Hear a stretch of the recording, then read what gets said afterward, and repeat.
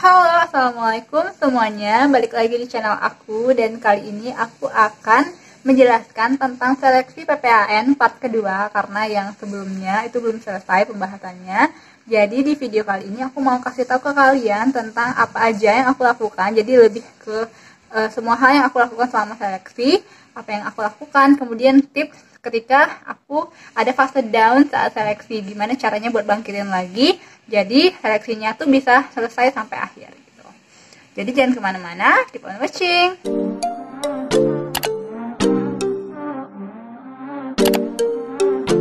Oke, jadi hari pertama itu tesnya adalah psikotes dan juga speech atau pidato bahasa Inggris. Untuk psikotes sebenarnya aku nggak punya kayak sesuatu hal yang benar-benar harus aku kasih tahu kayak tips dan trik khusus gitu, nggak ada. Jadi kalau untuk di psikotes ini menurut aku jujur aja dengan apa yang ada di diri kita. Jadi kan kayak misalnya disuruh gambar sesuatu dari sebuah titik misalnya. Nah, kalian gambar aja sesuai dengan imajinasi kalian. Terus juga kayak ada ngisi-ngisi form kayak gitu, misalnya yang mana yang menggambarkan diri kalian banget. Nah, itu kalian jujur aja isinya. Jadi nggak punya sesuatu hal yang khusus yang menurut aku harus gini nih atau nggak boleh begini nih gitu. Nah, lanjut di hari pertama itu ada tes yang namanya speech atau pidato bahasa Inggris. Jadi waktu TM di hari sebelumnya itu kan nanti dikasih tema-tema, kayak tema besar gitu, misalnya education, social, atau politik, atau kebudayaan.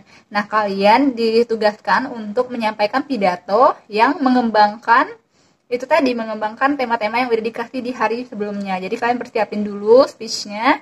Selama 4 menit kalian akan ngomong tanpa teks di depan juri-juri dan juga teman-teman sekalian. Untuk tipsnya adalah kalian harus prepare well sebelum kalian tampil di hari Senin itu, di hari H saat kalian harus menyampaikan pidato. Jadi kayak perintilan-perintilan kecil, misalnya kayak kostum yang harus dipakai, sepatu, baju, itu tuh udah bisa kalian tanyakan sama orang-orang yang sudah pernah ikut seleksi ataupun senior-seniornya juga boleh ditanya.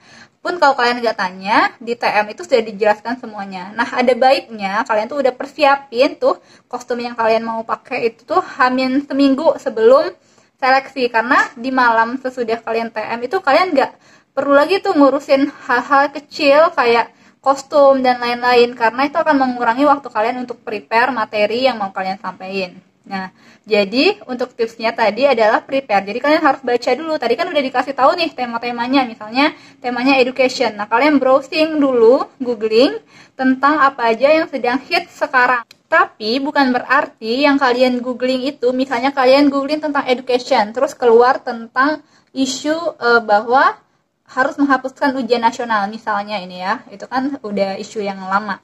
Nah, kalian masukin tuh ide-ide orang yang ngomong dan lain-lain yang bisa kita browsing di Google. Jadi bukan itu poinnya, karena speech atau pidato bahasa Inggris ini tuh nilai ide yang kalian keluarkan. Jadi kalian bisa ambil satu mosi atau satu isu yang kalian bisa menjadi government atau oposisi dari isu tersebut. Jadi misalnya kalian ambil isu tentang pemerintah harus menghapuskan ujian nasional. Nah, kalian tuh harus memposisikan diri kalian sebagai apakah menjadi orang yang pro atau orang yang kontra. Nah, jadi nanti kalian ada ide di sana, itu yang akan dinilai sama juri-juri.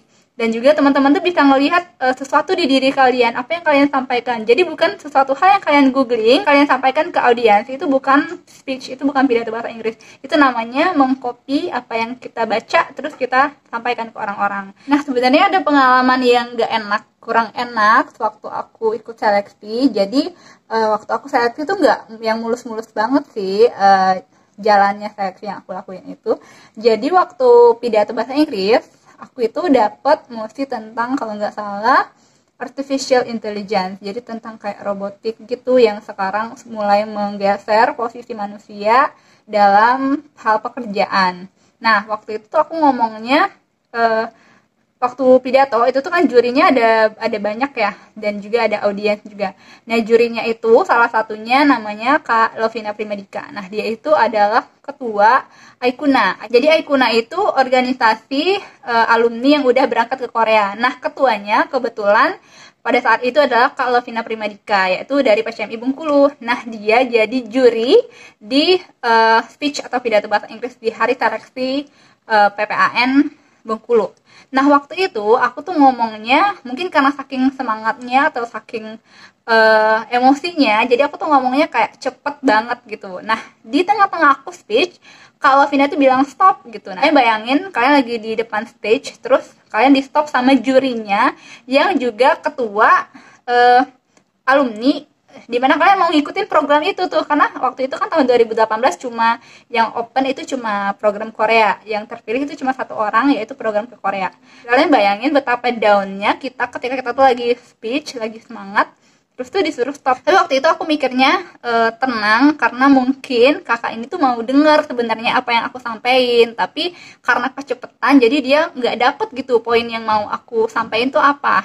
Nah jadi aku berusaha untuk tenangin diri dan akhirnya men-slow down gaya bicara aku, terus memperlambat omongan aku supaya lebih mudah untuk didengar dan lebih enak, dan orang tuh bisa nangkep gitu apa yang mau aku sampaikan. Nah waktu itu sebenarnya benar-benar down ya, kayak apa aku udah ya, apa aku mundur aja, apa aku udah selesaiin aja seleksinya, karena itu kan baru hari pertama, nggak terlalu jauh, kalau yang mau berhenti ya udah nggak apa-apa, nggak terlalu rugi.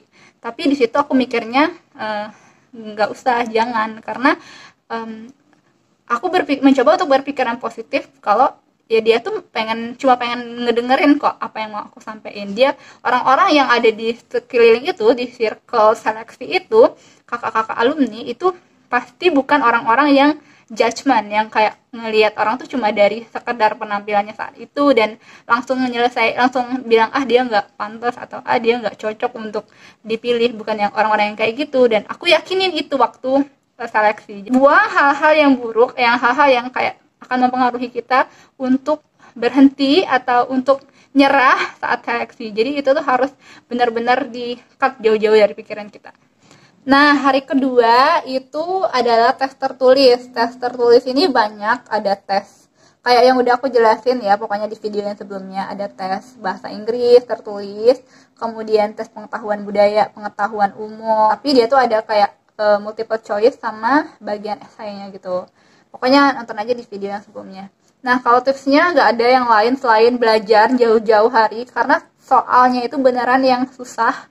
Untuk tipsnya ya dari aku, selain belajar adalah pantau terus waktunya, karena dia tuh waktunya singkat dan pertanyaannya itu banyak, dan juga isi aja sesuai dengan kemampuan. Jadi misalnya kalian nggak tahu nih jawaban yang nomor 1, ya udah isi aja, karena dia tuh nggak ada sistem minusnya, dan rugi kalau misalnya kita nggak tebak-tebak, ternyata siapa tahu tebakan kita itu benar. Jadi nggak usah dikosongin kalau bisa. Dan nanti kan di depan meja panitianya itu akan ada kayak waktu yang ditampilin gitu. Nah itu harus dipantau terus, kayak harus diperkirakan kalau aku masih di bagian multiple choice nih, kayaknya waktunya nggak akan cukup sampai aku ngisi di bagian yang esai, jadi harus dipercepat lagi. Jadi jangan sampai waktunya udah habis, kalian sebenarnya bisa ngisi yang bagian belakang tapi malah nggak keisi karena nggak manajemen waktunya kurang bagus. Di hari kedua, selain seleksi tertulis, ada juga seleksi wawancara. Nah, seleksi wawancara ini aku sebenarnya kurang expert ya untuk ngasih advice tentang hal ini, karena aku waktu itu benar-benar yang jawabnya cuma sesuai aja dengan karakter aku, ditanya ya aku jawab gitu. Tapi yang menurut aku harus di-highlight adalah ada wawancara bahasa Inggris. Jadi ada baiknya sebelum hari seleksi itu udah mulai kayak terbiasa latihan ngomong bahasa Inggris sama teman atau sama keluarga, kayak tanya jawab singkat gitu, supaya kita ketika ditanya tuh nggak terlalu jawabnya tuh nggak terlalu terbata-bata gitu, karena kita udah latihan sebelumnya di rumah jauh-jauh hari. Semakin banyak kita latihan, maka akan semakin bagus juga bahasa Inggris kita. Terus juga nanti yang kedua ada post yang namanya community development. Community development itu kayak mereka nanyain tentang project sosial yang pernah kita ikutin apa aja. Nggak harus kita jadi inisiatornya, tapi kayak kalau kita pernah join di project sosial, kita bisa jelasin. Nah, tipsnya adalah kalian boleh ngeprint foto-foto kayak bukti dokumentasi kalian pernah ikut kegiatan itu, terus nanti dijelasin. Nah, print out yang bukti-bukti itu ada baiknya kalian udah print jauh sebelum hari seleksi, karena kalau kita nyiapin semuanya di malam sebelum hari H itu tuh bakal bener-bener ngurangin waktu istirahat kita yang pertama. Yang kedua bakal ngurangin waktu kita untuk prepare materinya yang mau kita sampaikan gitu. Jadi menurut aku lebih baik untuk hal-hal kecil kayak gitu tuh udah diperhatikan sebelum seminggu lah, sekitar seminggu sebelum hari H seleksi. Hari kedua itu selagi nunggu masuk ke dalam pos-pos gitu, biasanya ada yang namanya focus group discussion atau FGD. Jadi kita selama nunggu itu sama kelompok kita itu kita kayak diskusi masalah-masalah yang ringan. Misalnya kayak waktu itu kami dapat temanya apakah ketika kita bertemu dengan pengemis kita ngasih atau enggak nih. Jadi kayak bertukar pendapat aja, sharing antara masing-masing anggota supaya selagi menunggu gitu. Jadi enggak kosong-kosong aja waktu nunggu giliran masuk ke dalam pos itu, giliran masuk untuk diwawancarai. Nah, kalau aku sharing tentang menurut aku kekurangan aku selama seleksi juga. Jadi waktu FGD aku tuh kan orangnya lebih suka mendengarkan orang lain. Jadi kayak ketika orang tuh diskusi, aku suka untuk ngedengerin mereka karena kayak mikir selagi mereka diskusi tuh aku mikirnya kayak kayaknya ini orangnya tipenya kayak gini, atau dari cara dia ngomong berarti pikirannya tuh tujuannya ke sini, orangnya karakternya kayak gini. Nah menurut aku lebih baik kalian tuh lebih aktif lagi selama FGD itu, lebih aktif gitu untuk ngasih masukan. Aku bukan yang diem aja sih, enggak, cuma lebih banyak memperhatikan orang lain dan bicara ketika semuanya udah selesai nih, udah giliran bicara.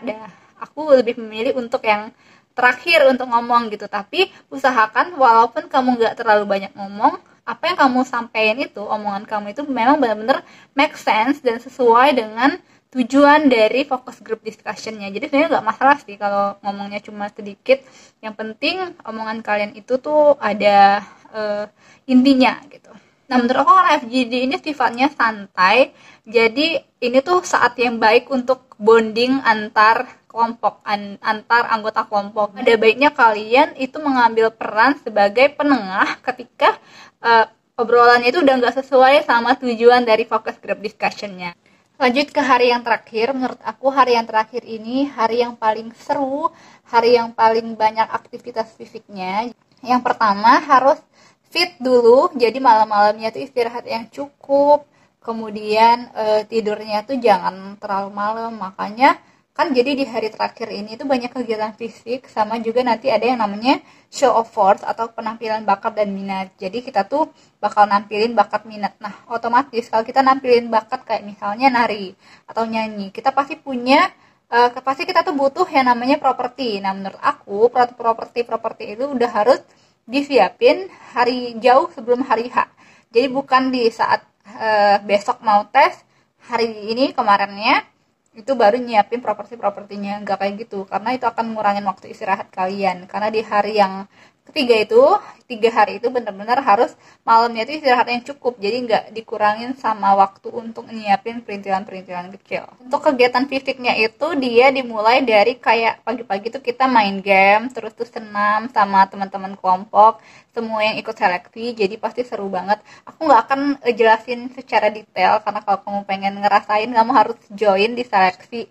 Nanti ketika udah buka, kemungkinan tahun depan bakal buka ketika COVID ini udah mulai mereda. Tapi selagi nungguin itu, bagus untuk kalian untuk nyiapin diri supaya nanti ketika udah buka seleksinya akan lebih well prepared. Jadi kamu udah siap tempur gitu. Nah, jadi untuk yang kegiatan kayak senam, aktivitas fisik dan lain-lainnya itu aku nggak punya tips yang khusus kecuali istirahat tadi. Kecuali istirahat sama kalian harus rajin-rajin olahraga juga jauh sebelum hari seleksi supaya nggak cepet capek, supaya nggak cepet capek. Jadi fit terus selama seleksi gitu. Nah, di minat dan bakat ini, jadi nanti kan kita akan dikasih waktu sekitar 5 menit, lebih dan kurang 5 menit, untuk nyiapin sebanyak-banyaknya bakat yang kita punya. Misalnya, nari, nyanyi. Waktu itu yang aku tampilkan adalah nari, nyanyi. Aku juga menulis di salah satu website yang cukup besar di Indonesia. Kemudian aku tampilin contoh-contoh yang aku tulis. Kemudian aku juga bikin prakarya kayak gelang. Nah, itu tuh udah bisa kalian siapin sebelumnya. Jadi, untuk tips dan triknya selama 5 menit itu adalah kamu tampilin dulu yang menurut kamu expert banget nih, kamu benar-benar kuasain untuk bakat itu. Misalnya nyanyi, kamu benar-benar yang suara kamu bagus, terus bisa ya bisa nyanyi lah intinya. Nah, kamu tampilin itu dulu sebelum nampilin yang lainnya, karena kan waktunya tuh singkat. Jadi nanti jangan kaget kalau kalian tuh di-cut sama panitianya, karena mereka mau lihat sebanyak-banyaknya bakat yang pengen kamu tampilin di hari itu. Jadi misalnya dia bilang cut, udah berarti dia itu udah tahu nih, udah tahu kalau ketika kamu nampilin nyanyi, oh dia ini anak bisa nyanyi, oh ini anak nih nggak bisa nyanyi, cuman dia berusaha untuk nyanyi. Nah, itu tuh sesuatu yang dinilai sama panitianya. Ada bagusnya juga buat kalian pikirin, misalnya ada nari sama nyanyi, tampil dulu nyanyian atau lagu, karena kalau aku tampil tari duluan, nanti otomatis ketika aku udah nari pasti udah capek, suaranya udah nggak stabil, jadi nyanyinya bisa jadi nggak bagus gitu. Jadi aku tampilin dulu yang nari. Nah, untuk yang tadi yang aku bilang yang ada karya tulis atau artikel yang aku tulis di salah satu website di Indonesia itu, aku cukup print aja, jadi nggak yang kayak nulis di sana terus dikumpulin ke panitianya, enggak, karena itu akan mengurangin waktu kamu banget. Misalnya kamu punya bakat masak nih, bukan berarti kamu harus bawa bahan-bahannya terus masak di sana, enggak. Kamu cukup bawa makanannya, hasil makanannya yang udah kamu masak semalam misalnya, dan kamu jelasin aja masakan itu tuh bahan-bahannya apa aja, prosedur masaknya kayak gimana, terus khasnya masakan ini tuh di mana gitu. Atau kalau kamu punya bakat kayak tadi ya, bikin prakarya kayak bikin gelang misalnya atau bikin kalung, nah kalian nggak bawa bahan-bahannya terus kalian kerjain di sana tuh enggak. Kalian bawa aja barang yang udah jadi, terus kalian jelasin bahan-bahannya tuh gini, terus buatnya tuh prosedurnya kayak gimana. Nah, itu tuh lebih akan membantu kalian untuk menampilkan sebanyak-banyaknya bakat dengan waktu yang sesingkat-singkatnya gitu. Jadi kesimpulannya, kalau aku disuruh pilih 3 kata yang menjelaskan tentang seleksi ini adalah honesty, kejujuran. Jadi gak ada hal yang harus kamu tutupin ketika kamu seleksi, kamu jadi diri kamu sendiri aja, karena ketika kamu terpilih berarti panitia itu memilih diri kamu yang benar-benar apa yang kamu tampilkan itu adalah cerminan diri kamu selama ini yang gak kamu tutup-tutupin, bukan hal yang kamu rekayasa, bukan kamu menjadi diri orang lain. Kamu terpilih karena diri kamu.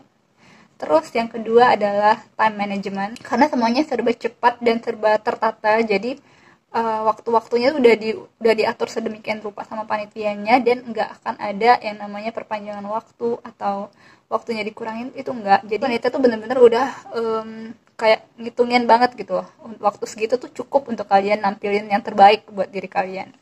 Terus juga menurut aku seleksi ini tuh pastinya tentang preparation. Semakin banyak kamu persiapkan, semakin bagus kamu persiapan, semakin banyak kamu berlatih, itu akan semakin maksimal hasilnya. Menurut aku 3 hal itu sih yang penting untuk di highlight untuk ikut seleksi ini. Nah, buat yang insecure, jadi aku pernah tanya juga, jadi teman-teman tuh bilang, aku tuh malu kalau misalnya ikut seleksi ini terus kemudian nggak kepilih, kayak so-soan tapi akhirnya nggak kepilih gitu.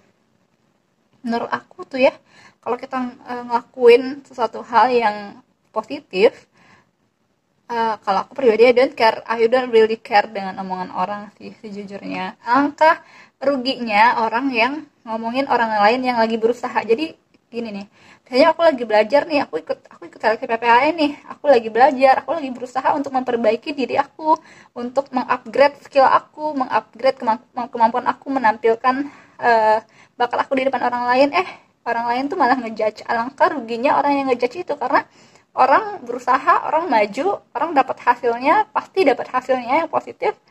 Walaupun terpilih nggak terpilih, kamu malah sibuk ngurusin orang lain yang nggak akan ada untungnya bagi diri kamu ataupun orang lain gitu. Jadi nggak usah peduliin itu menurut aku ya. Last but not the least, jangan pernah jadikan terpilih atau tidak terpilihnya kamu itu mengubah kamu untuk jadi orang yang lebih buruk dari sebelumnya. Jangan sampai kamu terpilih itu tuh kamu ngerasa kayak udah jadi orang yang paling pintar sedunia atau orang yang lebih segala-galanya dari orang lain yang join seleksi sama kamu. No, itu tuh kayak Allah kasih nih kesempatan untuk kamu, kebaikan untuk kamu, supaya harapannya nanti ketika kamu udah pulang program atau ketika kamu merasakan kebaikan-kebaikannya, walaupun kamu nggak terpilih pun, kamu tuh bisa memotivasi orang lain untuk nggak mudah ngedengerin hal-hal negatif dari orang lain yang berusaha untuk menjatuhkan misalnya. Atau kamu bisa memotivasi orang lain untuk ayo ikut seleksi ini karena aku mendapatkan banyak kebaikan di dalamnya gitu.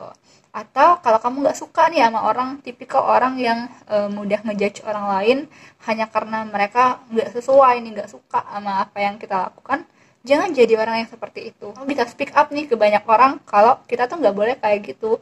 Ada banyak hal positif lain yang bisa kita kerjakan selain mengomentari usaha orang lain yang berusaha untuk mengupgrade kemampuan dirinya. Kamu nggak terpilih pun, aku jamin kamu bakal lihat hal-hal yang nggak kamu ketahui selama ini, hal-hal yang nggak kamu lihat selama ini, baik itu dari segi pengetahuan yang kamu belum tahu selama ini jadi tahu, terus bakat orang-orang yang luar biasa yang selama ini kamu kayak mikir, oh ya ampun ternyata si dia nih punya bakat yang luar biasa loh, yang kayaknya aku juga bisa mungkin berlatih sama dia untuk bisa kayak dia, bisa hebat kayak dia. Atau karakter-karakter orang lain yang kamu lihat, ini orangnya tulus, orang ini baik banget, dan itu tuh akan kamu temukan di circle-circle yang positif. Dan seleksi PPAN ini tuh menurut aku seleksi yang circle-nya itu positif banget, yang bisa kamu join di sana dan mendapatkan banyak hal yang positif juga. Dan pasti akan,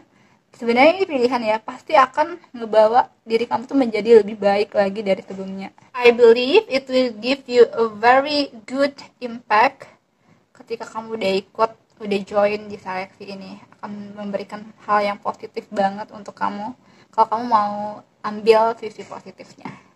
Jadi terima kasih untuk teman-teman yang udah nonton sampai ke sini. Semoga ini membantu dan semoga kalian bersemangat, tambah semangat untuk ngikutin seleksi di tahun depan. Insya Allah akan buka. Kalau kalian punya saran atau punya pertanyaan, bisa langsung hubungin aku di DM Instagram atau di WA atau di komen juga boleh. Semoga teman-teman bisa mendapatkan apa yang aku berusaha sampaikan di video ini. Jadi cukup di sini dulu videonya. Terima kasih. Assalamualaikum warahmatullahi wabarakatuh.